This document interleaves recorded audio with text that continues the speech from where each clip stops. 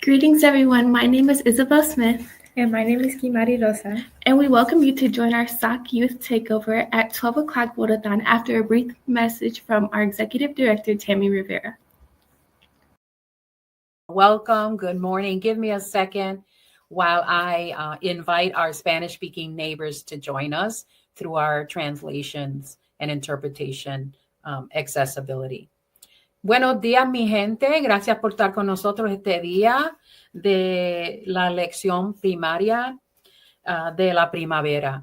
Si usted quiere acceso al programa en español, nosotros tenemos todo este programa por traducción en el número, si marcan 646 749 3122. Cuando le contestan su llamada, compartan el código de acceso que es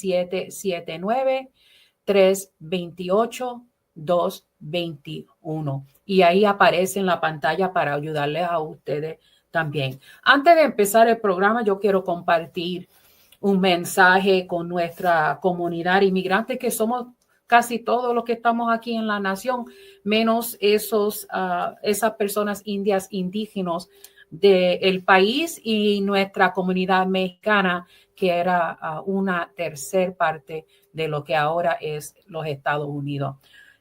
Todos somos inmigrantes voluntariamente y a veces involuntariamente por condiciones que sabemos muy bien en nuestra historia. El mensaje que le queremos enviar a nuestra comunidad es esta.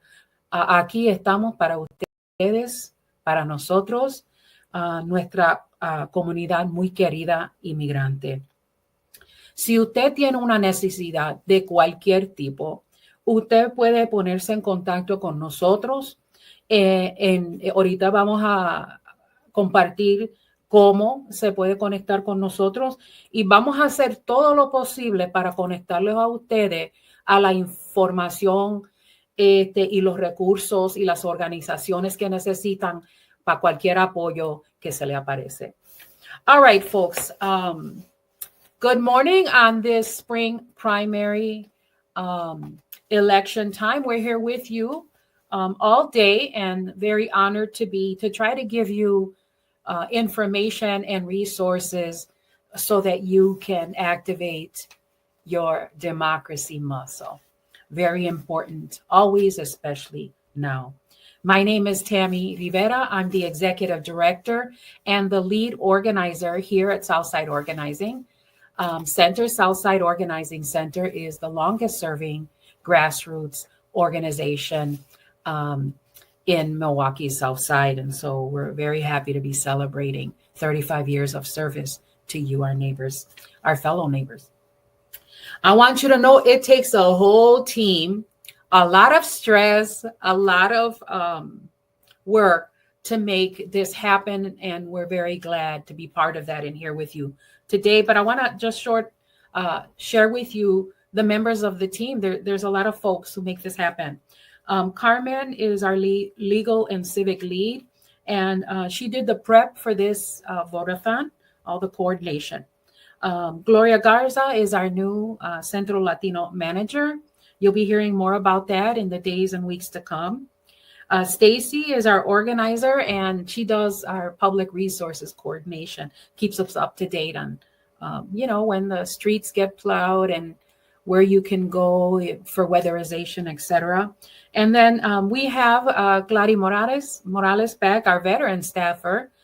She was here before I arrived, and she's back organizing, and she's going to be our community and economic development lead, bringing housing and gardening services and other like needs for our community.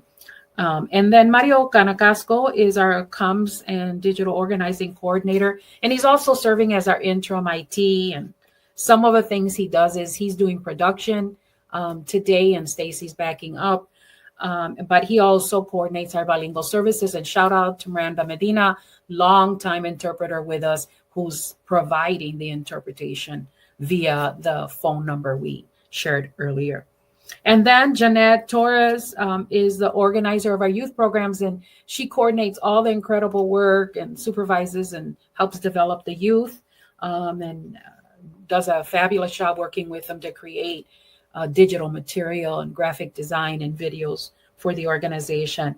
And then some of the youth today, we're going to have Kimari and Bella Isabel coordinating or hosting the 12 o'clock segment of the Vote-a-Thon. So it's a youth takeover. We get super excited.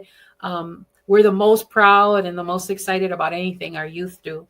And then Jorge Perez joined us, and he's our youth and leadership director, helping us to, get more formalized as our youth program grows and help relaunch our leadership initiatives.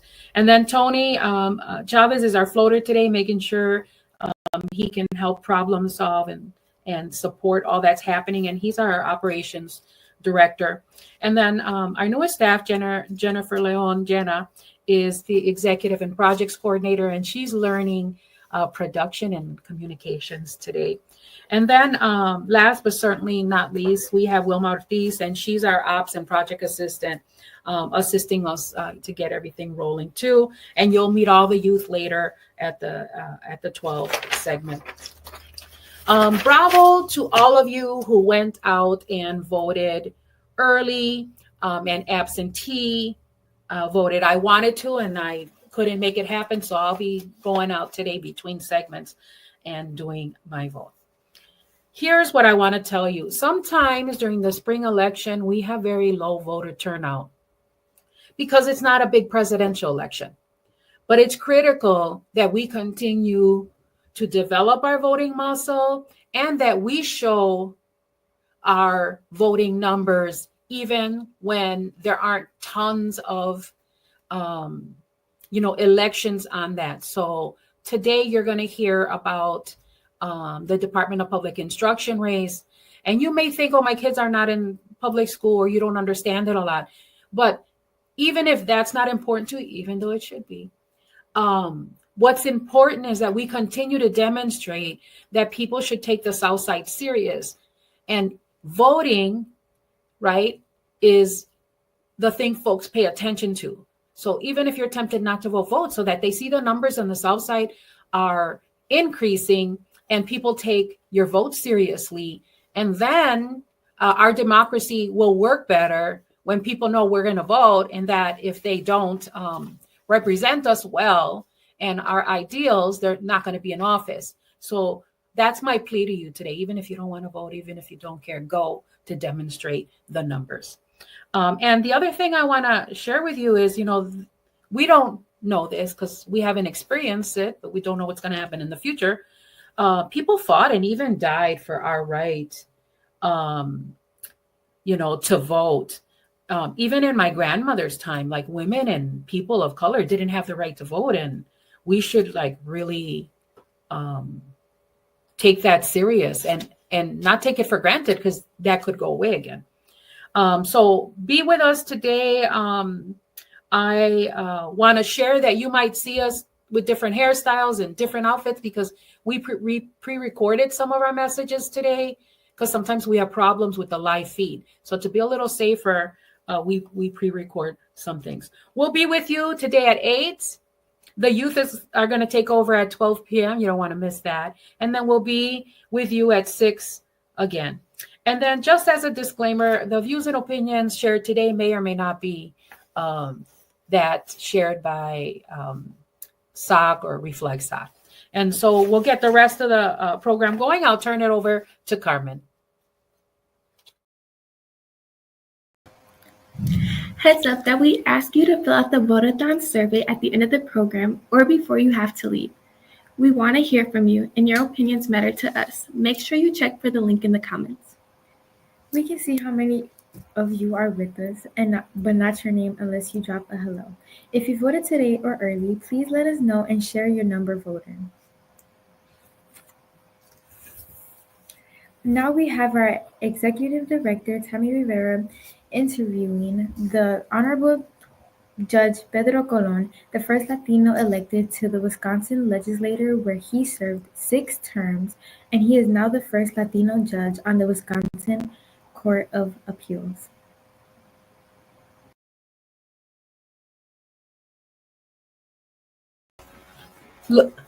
Buenos días, Judge Colon. How are you, I'm Miss good. Good Miss to Rivera? see you. It's a pleasure to see you. We are in so much need of your presence, your experience, and your wisdom in today's times. And so we appreciate you making the time for our forum. I'm happy to be here.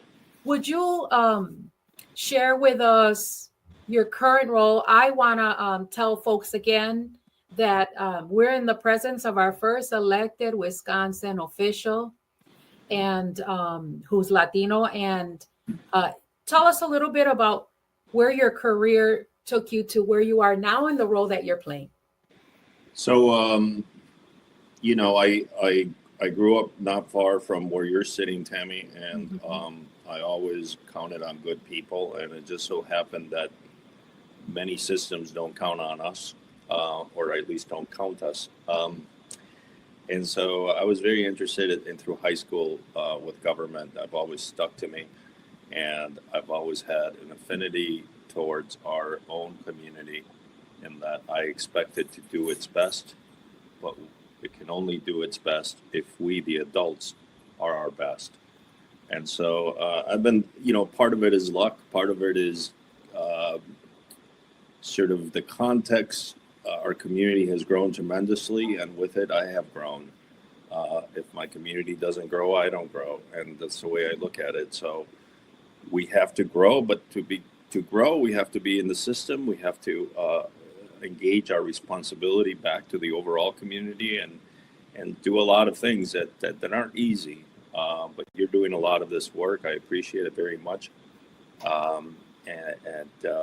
And there's a lot of other people that do the work. But ultimately, it's about, I just, part of it is luck. Part of it is a great community to be in, and part of it is a lot of support from a lot of good people, and of course the daily grind that I have to do for myself. But that's all right. That's part of. I really enjoy it. I've never, I've been a state rep. I loved it. To this day, it could. If you catch me on the right day, I'll tell you that's my favorite job ever. I was a circuit court judge, which obviously required a lot of responsibility for not only my community, but all the communities in the county of Milwaukee. And I was happy to do that well. And the governor saw fit to appoint me to the Court of Appeals. So now I have a broader sort of responsibility to the law. And so I know that you want to talk about some things that are happening today, but I do want the community to understand that I am a state judge, and that I am not a specialist in immigration, and that immigration law is something that is run through the federal system, but it has implications in state law. As we know, we share our power with the federal government. And so there are some innate rights that you have as a Wisconsinite that sometimes implicate how the immigration system works. So that's very pertinent. I don't know if you want me to say it in Spanish the best that I can. We have an interpreter. Oh, okay. A line. So anybody who is with us today, Spanish speaking, Miranda is on the phone with them as they watch simultaneously with us. So Okay. they'll hear everything. Perfect. I just wanted to make sure that people understand their rights are not dependent on language. They're not dependent on anything other than being a human being. We're still a free country. We like to, and when we have expectations, and they're rooted in the law. So, I mean, this is not something that we made up last year. This is since the inception of the United States of America. We have some rights. They're inalienable rights that we all have, independent of who you are. You just have to be a human being. Great affirmation for us all. And so let's talk about the components of government. I remember, times being kind of bored in school, and thinking, how is this, relevant? How relevant it is today.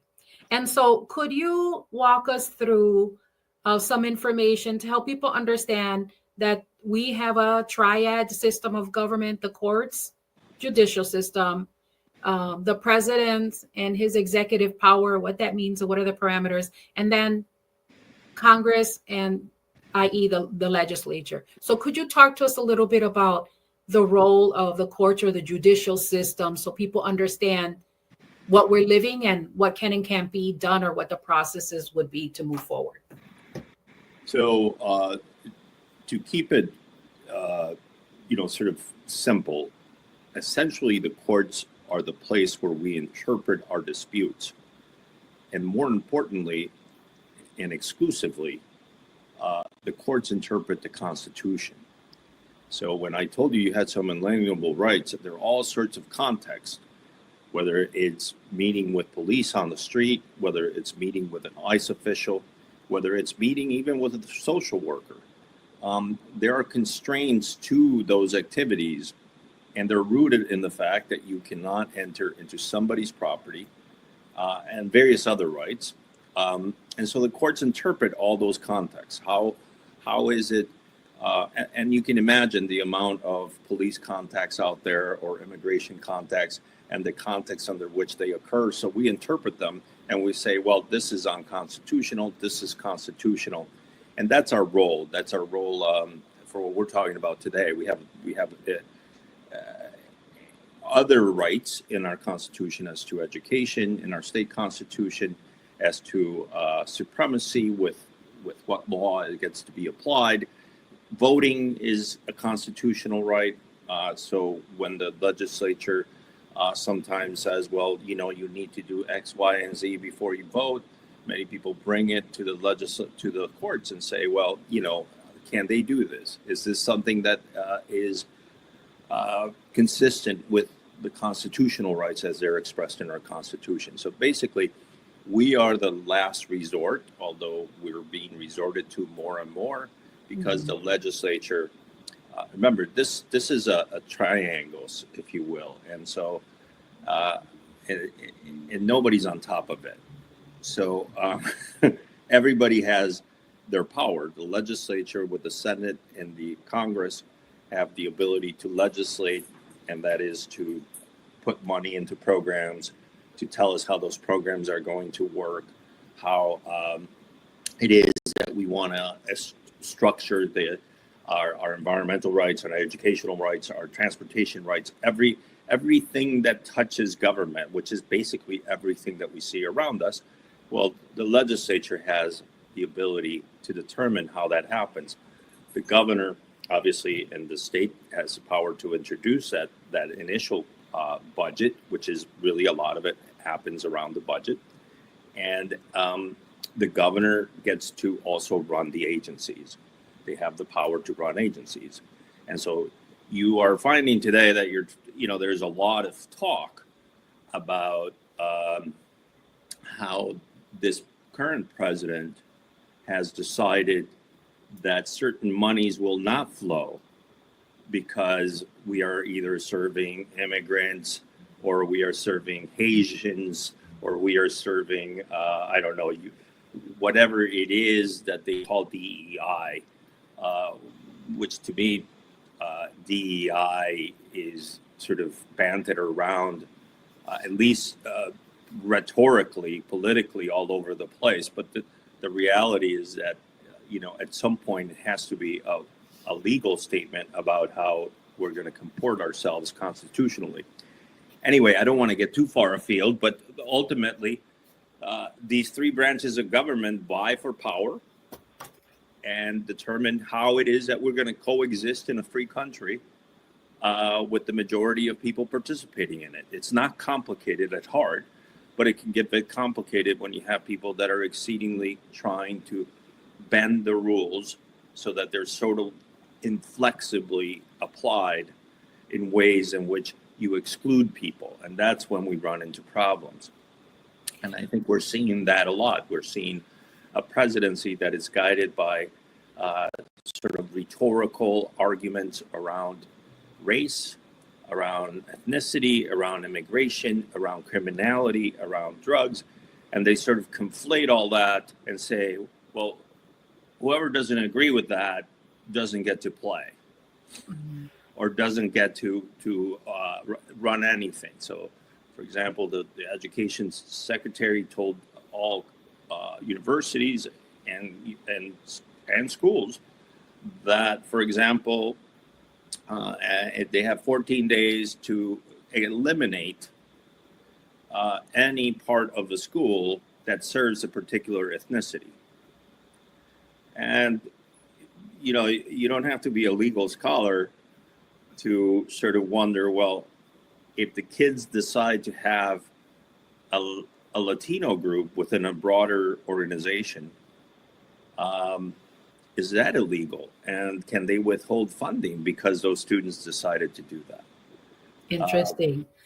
One of the things I want to lift up that I'm hearing you talk about to clear up for folks is there are decisions at the federal level, and then there's another power structure at the state level, right? And so Correct. That's really important too, that while there's all this federal activity happening, and indeed it can impact the state also has its own autonomous or layer of government. And so everything is not disputable because states have their own money and their own power. But when it comes to the federal, that impacts all. And then I have a question for you that I know many folks are talking about. So we have, the courts, the judicial, like you said, the triangle. We have Congress that you explained. And then we have the president, which you talked a little bit about his activities. Can you share with folks where are the powers of the president? Like, where is the arena that the president can move in executive orders?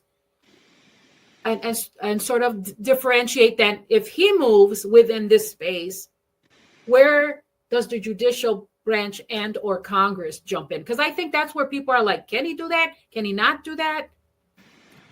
Well, so what I think we're seeing is a weaponization of the executive order.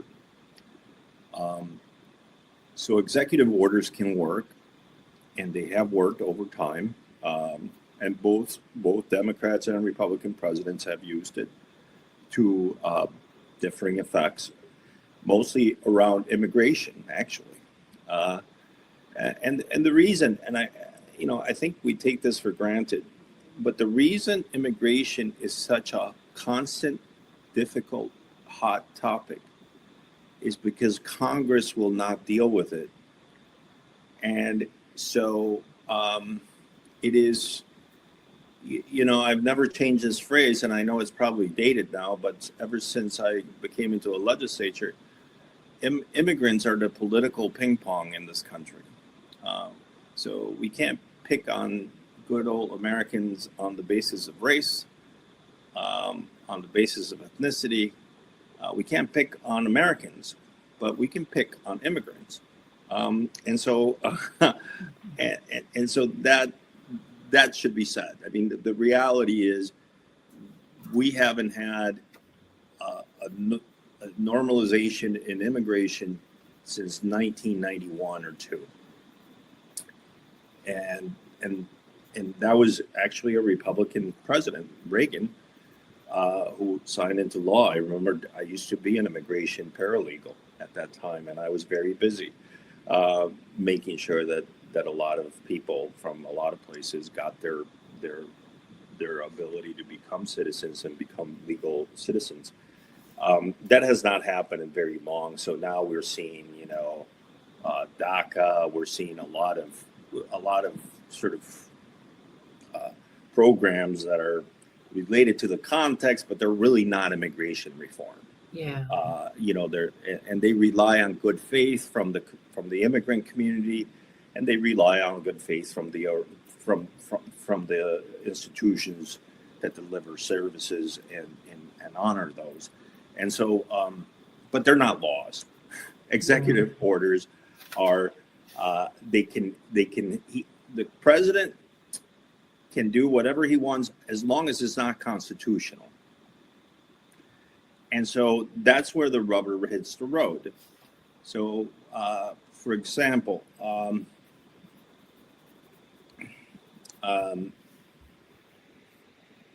sorry, I'm having some technical issues. Can you see me? Okay. Yeah. So for example, if you have a law that says that the city of Milwaukee and the police department in Milwaukee has to aid the immigration enforcement, that is simply not true. And in fact, local authorities have nothing to do with immigration. Now, we honor the immigration enforcement system, but we don't honor it to the point that it's unconstitutional. And so you'll see a lot of activity around this. So the executive order regulates the particular agency, whether that's transportation for roads, education for universities, and in K-12 education. But it also has to be constitutional, and it has to respect our individual rights. It has to respect the rights of other branches, and it has to respect our organization as a United States of America, because you're absolutely correct. Every state has its own constitution, and every state has the ability to interpret that constitution. So we are all hopefully in good faith trying to run the program, right? Except, and I'm going to call it arbitrary, because when you have, and I don't mean to laugh, but it is the most bizarre argument I've ever seen in government that the Department of Transportation now says that the more kids you have, the more transportation funding you will receive. Which, I guess based on evolving birth rates in the Latino community, I should be very happy. But I think it's the most bizarre argument I've ever heard. But he certainly has the ability to say that, but he doesn't have the right to not fund transportation projects that have been authorized by Congress, back to Congress, right? The power of the purse. They said fund these, so they have to be funded. You can't just halfway through the program say, oh, well, I'll only fund it if your birth rate increases by 10% annually. That's another law. Yeah. Go back to Congress and see if they can pass that. So there's all these things at play, but there's the constitutional framework, and there's us, that is human beings that exist in this constitutional framework, and we have inalienable rights. I don't know, maybe I've been thinking about this too much. No, we're all swimming in it. And so trying to figure out where are the boundaries and where is the process. And so what I hear you saying is the president has the ability to issue executive orders, but they cannot have conflict with the Constitution. So they have to be in alignment with that. And then also they cannot usurp, they cannot go over what Congress already decided. Exactly. Right? When we're thinking of those things. Is there a limit to the number of executive orders that can be? No. I don't think so. It's funny because you see people talking about the framers of the Constitution, and some lawyers are really enamored with the framers of the Constitution. I'm enamored to the point that they were really thoughtful that we still have this great Constitution that works for us, although it is tried all the time. And it grew up under very trying circumstances in terms of respecting the rights of Black slaves and of Black people as a whole, and not to mention immigrants. But it is a great document, and I don't know if I've ever read executive order anywhere in the original, Constitution and the dialogue. It is really a modern. It's become a modern technique or tactic, I guess, of either party trying to say, well, if Congress can't fix it, I'll fix it. Mhm. Because it's a lot easier to write an executive order because you just tell some staffer, go over there and tell them that we will not have orange juice if it is not mixed with pineapple juice for the rest of our time, right? And then all of a sudden you're like, what? I have to mix orange? I like orange juice. I don't need it with pineapple. And so I'm sort of being, I don't mean to be flippant, but really it's very easy to carve out an executive order. Especially if you're not well-intentioned. Yeah. And so when an executive order is issued, obviously what we're seeing now is if there are any implications to the Constitution, that's going to be taken up in the courts. And then it kind of stops the executive order. That's why you see all these judges pausing several things. And then, like you said, the conflict gets resolved in the court. So executive orders there. And then if there's an executive order that there is concern that it's usurping Congress, what's the process for Congress reacting to an executive order that is not in alignment with decisions from the Congress? Well, if you ask me about this Congress, I think this Congress is, in a sunny retreat center because they haven't said a word about anything. They can't even get a budget together. So this Congress is really, but typically what Congress does is say, hey, wait, stop. We didn't fund a bridge, a road, a building, a train in my district based on the birth rate of my district. We just said, the Congress can react individually, or is there an act that they can do in committee or as a whole? Well, they can, they can actually go to the Supreme Court and say this is unconstitutional. For one, they can get together and say, you know what, stop all funding until we decide what to do with this, which is sort of what the president's tact has been. It usually doesn't work because it strains sort of the institutions to a certain degree. And I think since Newt Gingrich in the 90s closed the federal government, nobody has done it again. Yeah, the chaos and the trauma that causes. So Congress our Congress can respond individually, and indeed we have seen some of our representatives speak out, and then the parties could collect and the subgroups could collect to say, hold on, because the other concern I think people are talking about is the quantity of decisions, the speed of decisions, and then just understanding how much change you can make at one time and how much time is needed. Well, so that's a great point, because I think it's really hard for the courts, any court in any state, even the federal courts, to decide these cases so readily and so quickly. And so, this erratic, irrational diminution of legislation, in my view. But so it's really hard for the courts to cope with that. We are not built for the courts to sort of decide a thing a day. And in mass, so much. And everywhere in the country as it applies to all the states. So it's really trying, and it's hard to keep up. However, courts will always get to it.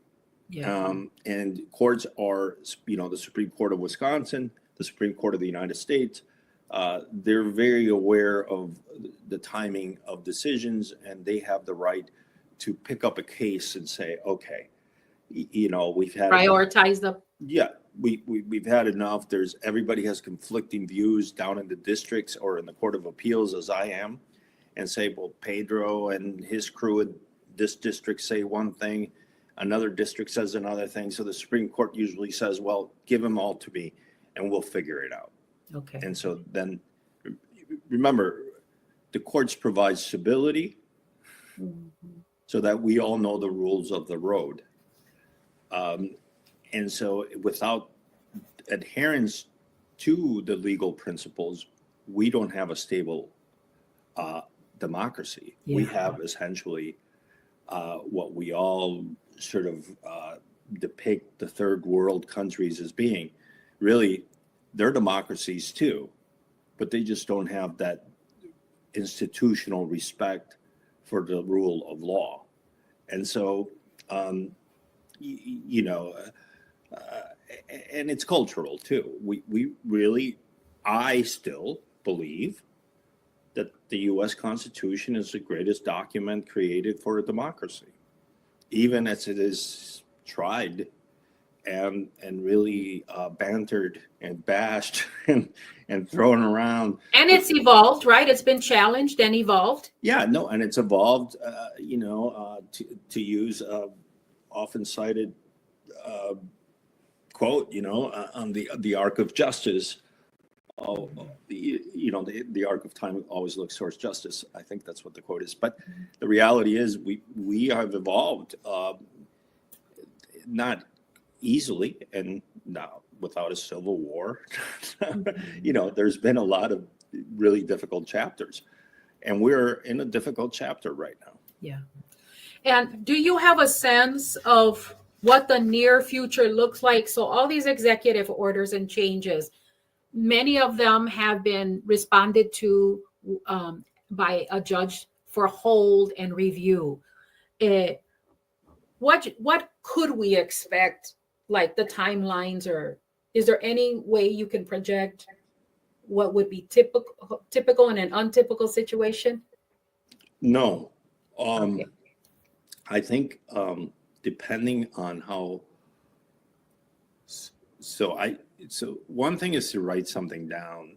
The other thing is to say, well, I'm actually going to disrupt this institution to the degree that it's not going to be functioning, right? So, for example, and you don't need to think way beyond our district here, our neighborhood. We have schools that serve non-English speaking students, right? Now, ends up being kind of an ethnic dimension in that a lot of our kids, in fact, all of our kids, come from Spanish-speaking countries, right? And so what we try to do, different ways of doing it, and we can talk about what is a good way to educate a child another time, but although you can vote for it today. There is a primary, and it's a very important primary for superintendent of education that everybody should be voting for. Having said that, you can argue how you teach a kid, but ultimately, all these schools are primarily serving immigrant kids who are, a lot of them are more fluent in Spanish than in English. And that was me. I mean, I learned English way after I learned Spanish. So I didn't speak English when I arrived here. And so you could say, well, they were housing me in some kind of ethnic chamber down at Wisconsin Avenue School, teaching me English. And, I should have been in some non-bilingual setting, not understanding a thing in the back of the classroom at some other school, right? But, thankfully at that time and today, still, we have really good people that really care about these kids. Yeah. And that the purpose of education is that people can be educated. And if language needs to be addressed, that it's there. But so it's not ethnicity, it's language. So I don't know how they're going to do that dance, and they're going to withdraw all the funding from a lot of schools that are sitting around this neighborhood. I think that would create chaos. And I think my point back to your question, you see that at the court, any court, in 2 minutes. Yeah. We cannot run society with our children not being funded. Yeah. And all the languages that are spoken in this country, and all the different languages that need support in education. Pedro, let me ask you one last question. So let's say in these federal waves, the teeth, right, of the executive order, are, this is what I want to happen. And then if you don't cooperate, we're going to pull federal funding, right? Yeah, basically. And then we know some of those systems many of those systems highly dependent on federal funding. Is there any reciprocity states saying, well, if you're going to hold our federal funds, we're going to hold our state funds? Or is there any Well, other thing on the teeter-totter that the states could say, if you hold the federal funding, then we could withhold? Like, what's the equivalent or the response to the state for the states? so, I have not seen this a lot, but I know there is an argument that was used with Obamacare. And with Obamacare, what the Supreme Court said was, you don't have to take the benefits because the benefits would outweigh the way in which you run your individual states to a degree that's essentially coercion by the federal government. And so, I think that, so for example, a lot of states don't opt into the Obamacare. They essentially get less federal aid and they get pricier healthcare and they get less healthcare, but what's their choice, right? And that's fine, but you cannot force a state to essentially be subjected to coercion by the federal government. Now, like I said, I haven't seen a case personally on this and I have not studied it a lot, but I do know that that challenge exists. And obviously I've read it in newspapers in some of the cases, but I haven't dealt with that since Obamacare. Well, we hope, folks, that this has helped you understand a little bit more about our current political, social activities, what's happening with post-election. And are there any sources you recommend, Pedro, as we close out this segment, for where people could learn more about this? Or, that's an interesting question. I being sort of my tendency is to trust organizations like SOC, organizations like Voces de la Frontera. I trust our community to take care of itself. And I believe that we will do it in good faith and that we will take care of people. And so, if you're interested in learning more about the law, obviously that's a broader concern. But if you want true blue, how to, where to go type of information, I have to say that we have the best community in the state. I mean that. I know I'm probably offending some people when I say this, but I do mean that. I think our agencies and the people that work in this community are maybe not always in agreement, but we are in agreement as to one thing, that our community gets treated with goodwill and respect. agree. And so, I would resort to the people that have always been there for us. Thank you, Pedro. Thank you for your time and for your service. Yeah, thank you all. And don't forget to vote for superintendent. And don't forget to know that you have individual rights and that nobody can come into your house without a warrant signed by a judge. All right. Muchas gracias, Pedro. Take care. We truly appreciate the Honorable Judge Pedro Colon for being on today's Vote-a-Thon. Carmen will now demonstrate how to use myvote.wi.gov. Thank you, Isabel and Kamari, for the introduction. Hi, neighbors. Every election, the Southside Organizing Center takes the time and the opportunity to go over the logistics or where to find information regarding your registration, your voter registration, and where to go and vote. This is very important that in every election you take the time to do that, because if you change your address, you change your name, you get married, you moved, it is necessary that you update the information that's in the voter rolls. You don't want to be excluded from the voter rolls for any missing information or information that is not updated. And let me show you how to do that. I'm going to share the myvote.wi.gov.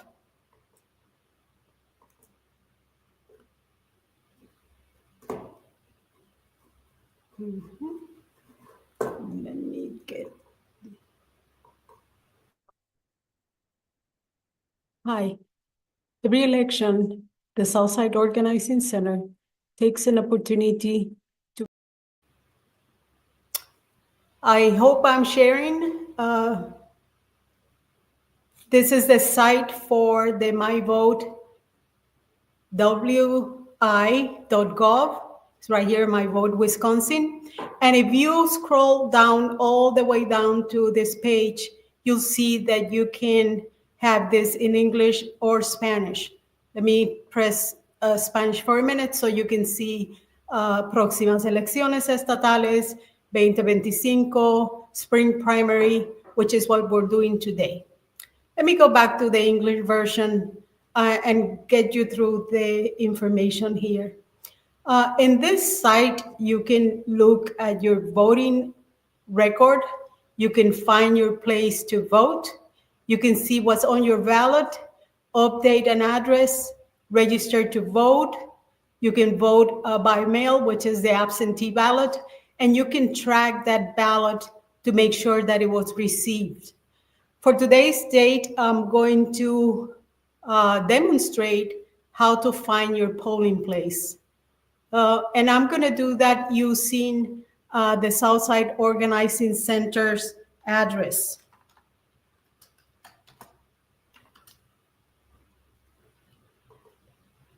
If you can see, I write the address, the city, and zip code.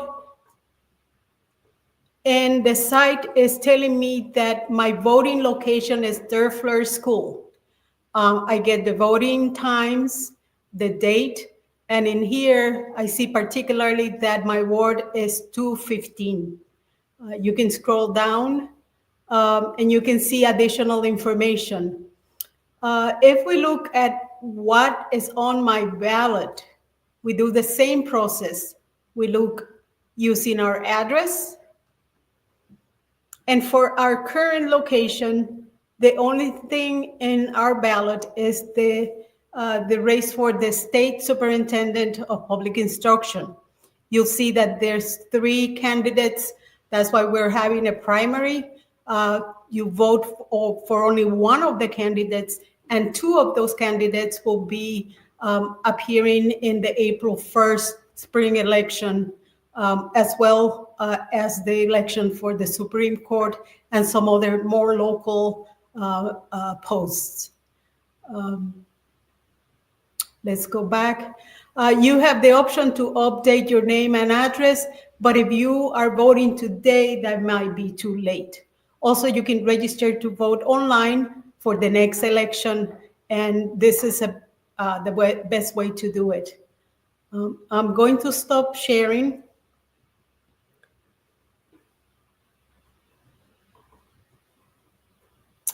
And depending on where you live, again, you might have some additional representatives or aldermen that are running for the election for the primary today. If you have any questions, we are here to offer our assistance, providing this information. You can either walk in, you can give us a call. The number is 414-672-8090. And remember that the spring election is taking place April 1st. And make sure that you check your voter registration before every election or primary is the only way for you to make sure that you're still registered. Thank you.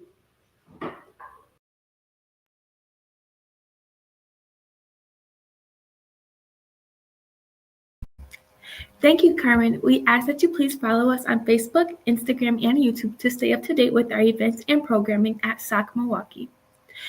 Next up, we'd hope that you enjoy a brief commercial from us, the SOC Youth.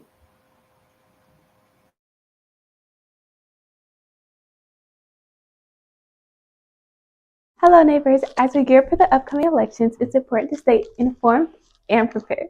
This video will guide you through the key dates and resources you need to make sure your voice is heard in the primary and spring general elections. And here's a list of important election dates. The primary election is taking place on February 18, 2025. Although the online registration deadline has passed, you can still register in person on Tuesday, February 18, 2025. Also, don't forget the spring general election that's taking place on April 1st, 2025. Registration deadline for the spring general election is by mail and online by Wednesday, March 12, 2025, and in person, Tuesday, April 1st, 2025. Make sure to mark these dates on your calendar so you don't miss out on the opportunity to participate in these crucial elections. It's vital to ensure that your voter registration is up to date. You can check your voter status by visiting myvote.wi.gov. This site allows you to verify your registration, find your polling place, and view a sample ballot. Need assistance? You can call us here at SOC. If you have any questions or need assistance with the voting process, you can reach out to SOC. We are here to help you with any concerns or questions you have about voting. Don't hesitate to call them at 414-672-8090.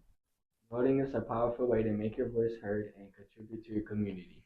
Remember to check your voter status, note these important dates, and reach out for help if you need it. Thank you for watching, and let's make this election count.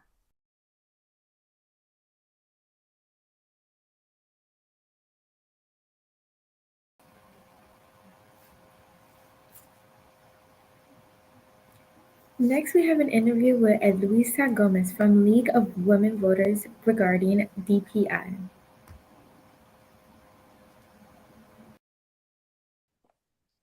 Hi, Eloisa. Welcome for joining us today. How are you? Good, I'm fine, Carmen. Thank you so much for inviting me to be with you today. Today, Eloisa Gomez is going to talk to us about one of the resources from the League of Women Voters, specifically one of the resources to allow us to know about the candidates running for any particular election.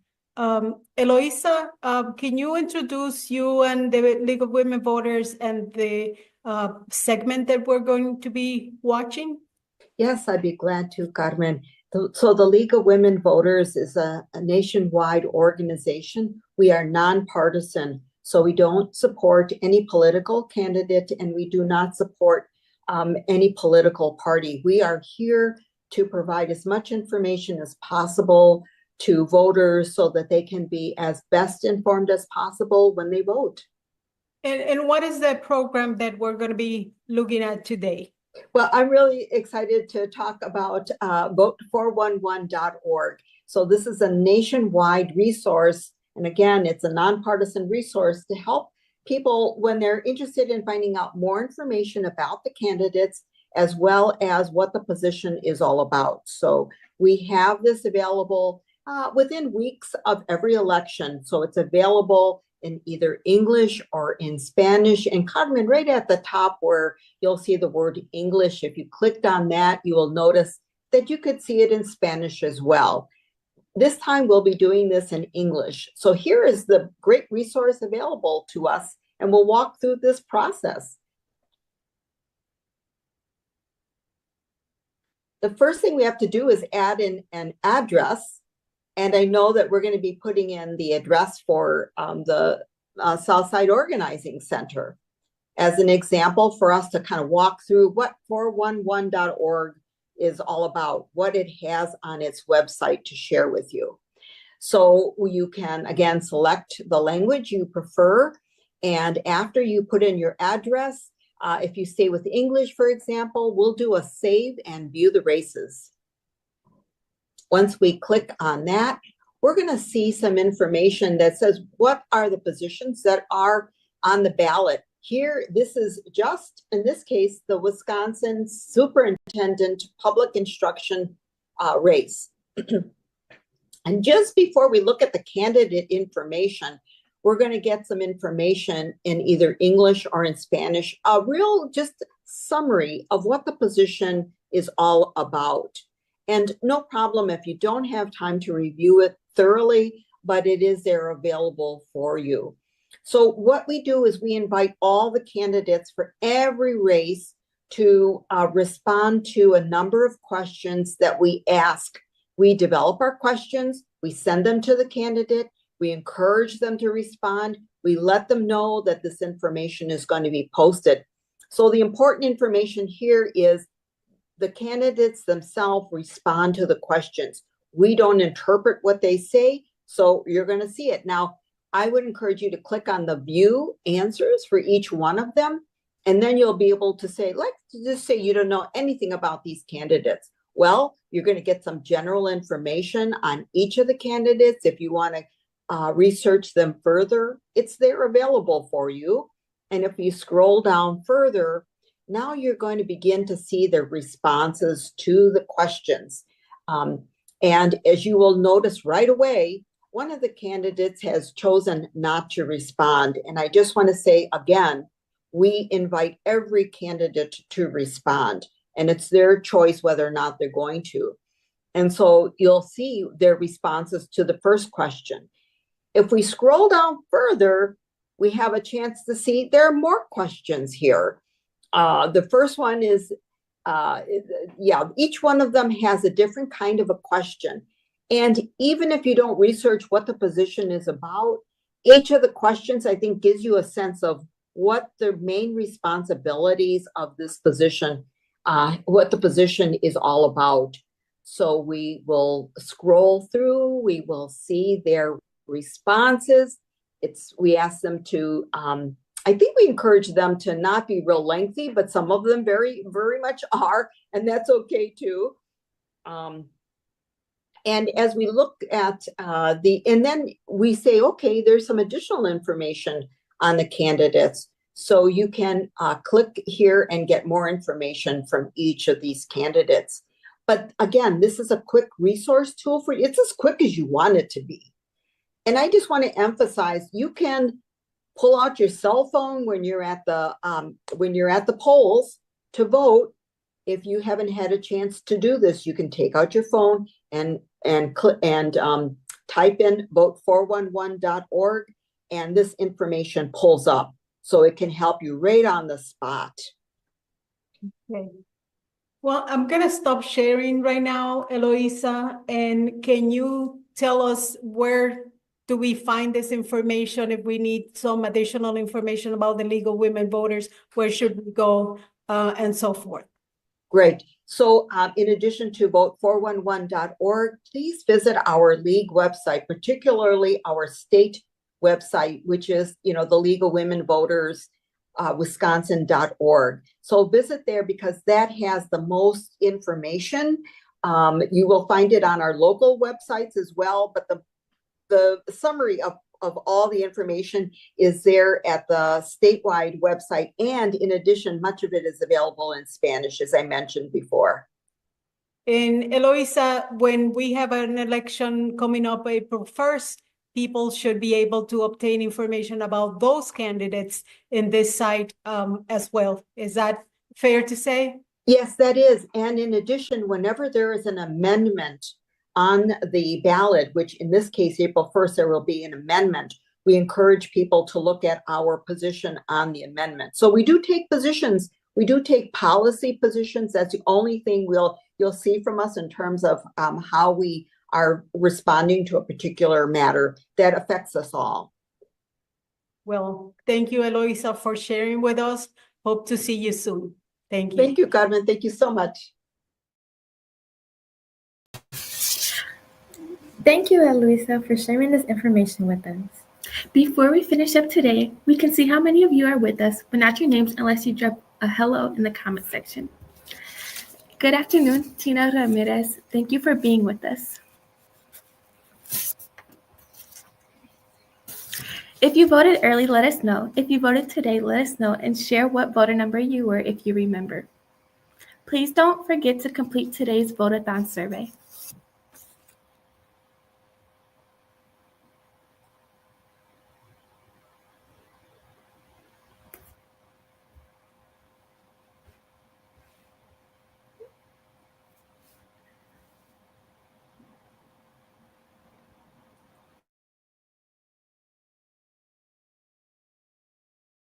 Are you interested in social justice and community development?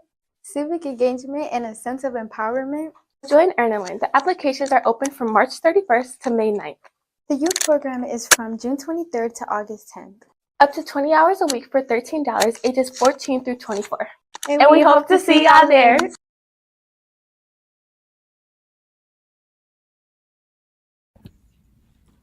Save the date starts 30.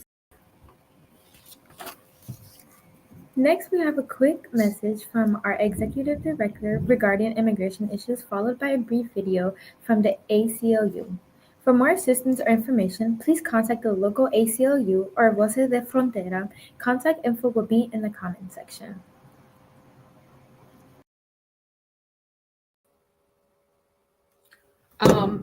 Oops, dropped my phone. Just so you know, folks, when we're on here, we have like multiple methods of communicating to each other with the interpreter, with our guests, with the team. What I'd like to do now is say, especially because Milwaukee is an immigrant landing spot, we have a collaborator from long ago, Urban Anthropology, who documented just around the community of Kazi Park, over 111 nations represented in the people who live there from when they came. And so it's really important for us to understand that we're, like I said earlier in the Spanish segment, we're actually all immigrants here, with the exception of our native indigenous First People, and with the exception of the Mexicans who lived, and their land was about a third of the United States, the southern and western portion of the United States. Outside of those two populations, all of us are immigrants. And I'd like to emphasize, we're immigrants voluntarily because we came to this country for opportunity, or involuntary or coerced, as in a word that Judge Colon used, through slavery and through colonization of other countries like Puerto Rico. And so, again, we're all immigrants, whether you're a European American or Mexican American or Asian American, etc. And so what we want to do now, because it's a high, intense, and chaotic, confusing, and fearful time for the immigrant community, we want to share that there are some resources of folks who understand your rights, as Pedro talked about, way better than we do. We're not attorneys. We can't provide legal advice, but there are some institutions and some of our partners who are much more versed in this. And so we're going to be sharing now a great resource from the American Civil Liberties Union, the ACLU, so that you understand what people's rights are who are immigrants. And so we're going to go ahead and play a great video that they put out.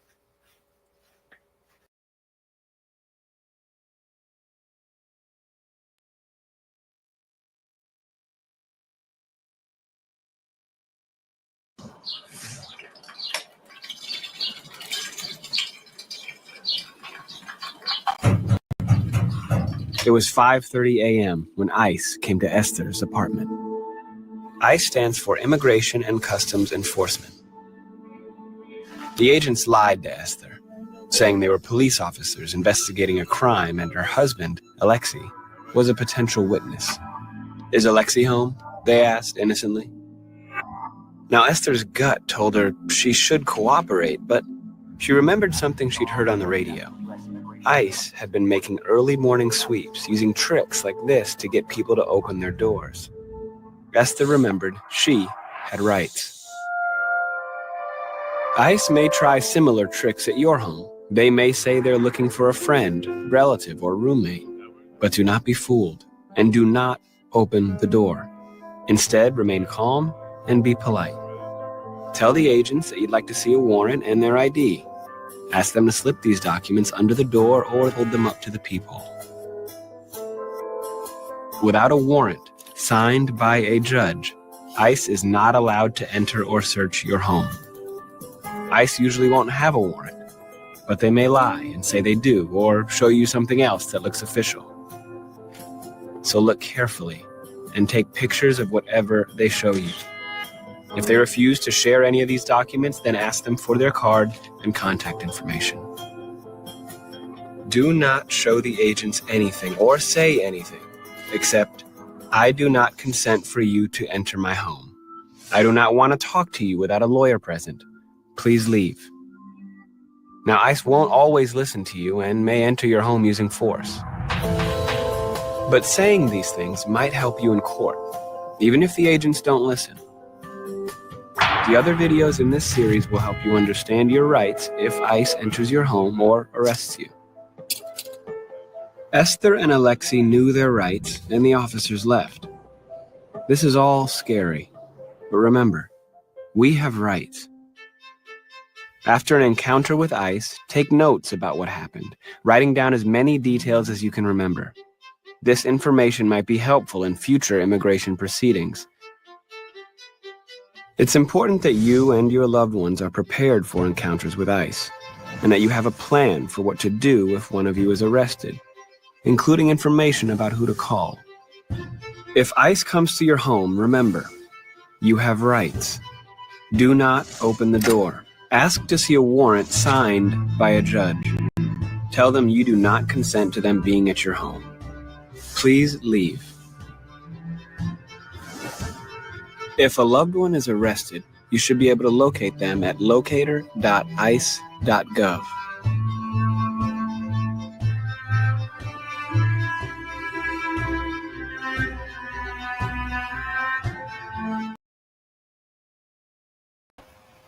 Thank you all for watching Sox Youth Takeover. Remember, your vote is your voice, and we hope to see you at 6 p.m.